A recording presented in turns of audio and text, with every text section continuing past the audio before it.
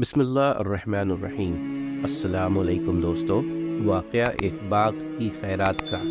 حضرت انس بن مالک رضی اللہ تعالی عنہ سے روایت ہے کہ تمام انصار میں حضرت ابو طلحہ رضی اللہ تعالی عنہ سب سے زیادہ مالدار تھے۔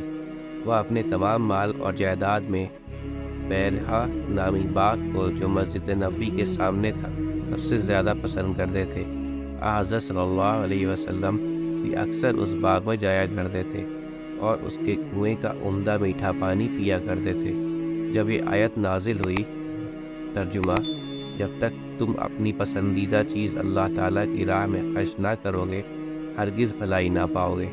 حضرت ابو طلحہ رضی اللہ تعالیٰ عنہ نے حاضر ہو کر آپ صلی اللہ علیہ وسلم سے عرض کیا، یا رسول اللہ، خداوند تعالیٰ اس طرف فرماتا ہے اور میرا سب سے زیادہ عزیز مال یہی بیرہا نامی باغ ہے، لہٰذا میں اس امید میں کہ جو بھلائی خداوند تعالیٰ کے پاس ہے وہی میرے لیے جمع رہے ہیں، اس باغ کو اللہ تعالیٰ کی راہ میں صدقہ کرتا ہوں۔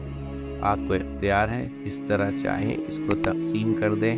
آپ صلی اللہ علیہ وسلم خوش ہو کر فرمانے لگے، واہ واہ، یہ بات ہی فائدہ مند مال ہے، اس سے لوگوں کو بہت فائدہ ہوگا۔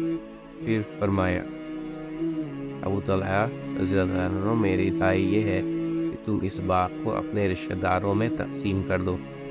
عرض کیا، حضور صلی اللہ علیہ وسلم، بہت اچھا، اور پھر اپنے رشتہ داروں اور بھائیوں میں تقسیم کر دیا۔ امید کرتا ہوں دوستو کہ آپ کو آج کی ویڈیو اچھی لگی ہوگی۔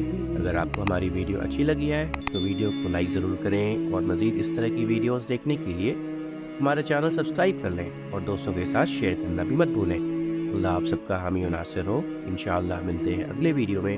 اجازت دیجیے، السلام علیکم، اللہ حافظ۔